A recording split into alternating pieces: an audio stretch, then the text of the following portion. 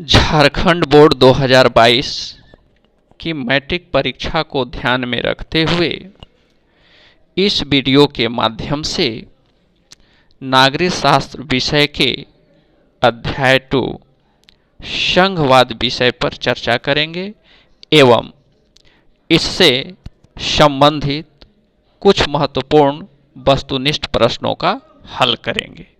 तो चलिए शुरू करते हैं। संघवाद एक ऐसी शासन व्यवस्था जिसमें एक ही नागरिक समूह पर दो स्तर की सरकारें शासन करती है। दोनों स्तर की सरकारों का शासन क्षेत्र अलग अलग होता है, कर वसूलने का क्षेत्र अलग अलग होता है तथा कानून बनाने का क्षेत्र भी अलग अलग होता है। दोनों स्तर की सरकारों की ये शक्तियां संविधान से प्राप्त होती है। इन दोनों स्तर की सरकारों के बीच विवादों का निपटारा न्यायपालिका करती है।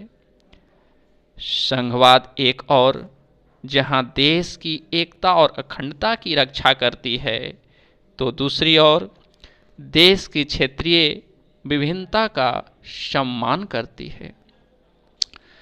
संघीय सरकार के गठन दो तरीकों से होती है। पहला तरीका, इसके अनुसार दो या अधिक स्वतंत्र राष्ट्र आपस में मिलकर एक बड़े इकाई का निर्माण करते हैं। इस प्रकार बने संघ में राष्ट्र की अपेक्षा प्रांत ज़्यादा शक्तिशाली होते हैं। इसमें सभी स्वतंत्र प्रांतों को एक समान अधिकार प्राप्त होता है। दूसरे तरीके से बने संघीय सरकार में राष्ट्र अपनी आंतरिक विविधता को ध्यान में रखते हुए राज्य का गठन करता है और फिर राज्य और राष्ट्र के बीच सत्ता का बंटवारा करता है।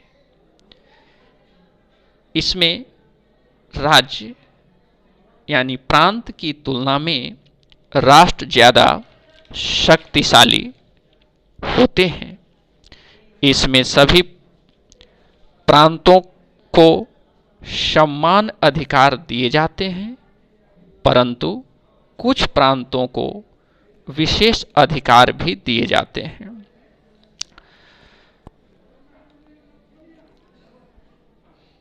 अब हम इस अध्याय से कुछ वस्तुनिष्ठ प्रश्नों का हल करते हैं।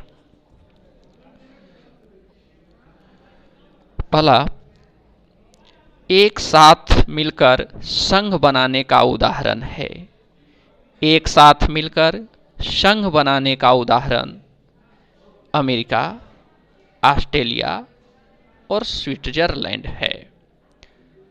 बड़े राष्ट्र द्वारा आंतरिक विविधता को ध्यान में रखकर संघ बनाने का उदाहरण है भारत, स्पेन, ब्राजील। केंद्र और राज्य के बीच विधायी शक्तियों को कितनी सूचियों में बांटा गया है?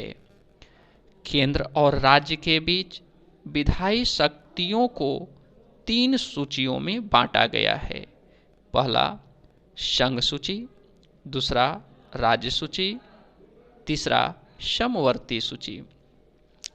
विवाह, तलाक किस विषय के अंतर्गत आते हैं?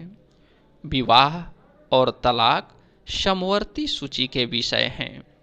शिक्षा और वन किस विषय के अंतर्गत आते हैं? शिक्षा और वन समवर्ती सूची के विषय हैं। प्रतिरक्षा, विदेश मामले, मुद्रा, संचार किस सूची के विषय हैं? प्रतिरक्षा, विदेश मामले, मुद्रा और संचार संघ सूची के विषय है। स्थानीय महत्व के विषय किस सूची के अंतर्गत रखे गए हैं? स्थानीय महत्व के विषय राज्य सूची के अंतर्गत रखे गए हैं।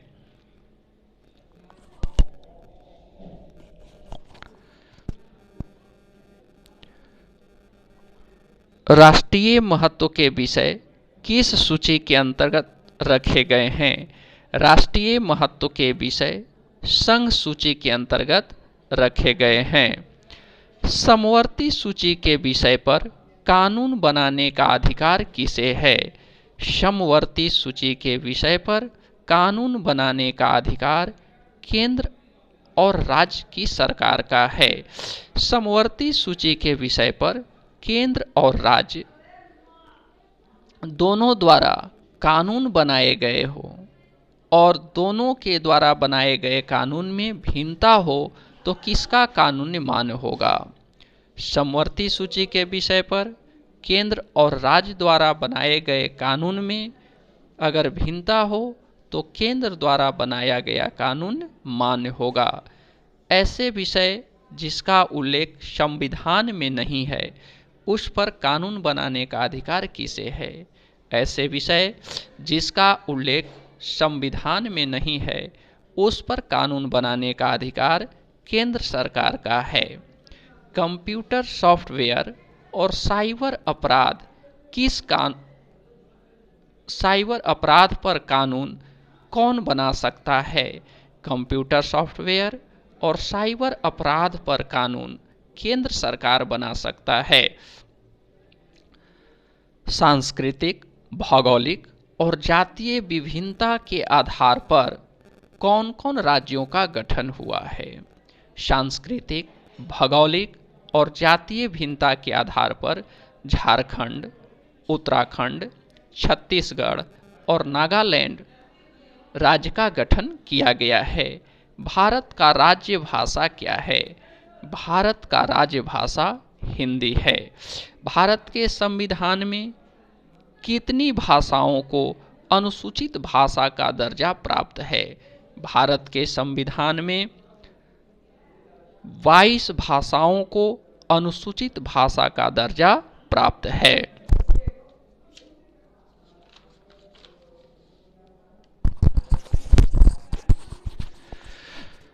ग्राम पंचायत का प्रधान कौन होता है? ग्राम पंचायत का प्रधान मुखिया होता है। पंचायत चुनाव में किसे आरक्षण प्राप्त है? पंचायत के चुनाव में एससी, एसटी, ओबीसी और महिला को आरक्षण प्राप्त है। भारत में ज़्यादा बोली जाने वाली भाषा हिंदी है। दूसरी ज़्यादा बोली जाने वाली भाषा कौन है? भारत में ज़्यादा बोली जाने वाली भाषा हिंदी है। दूसरी ज़्यादा बोली जाने वाली भाषा बंगाली है। सत्ता का विकेंद्रीकरण क्या है?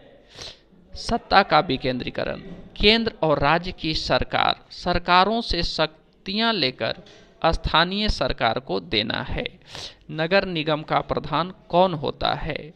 नगर निगम का प्रधान मेयर होता है।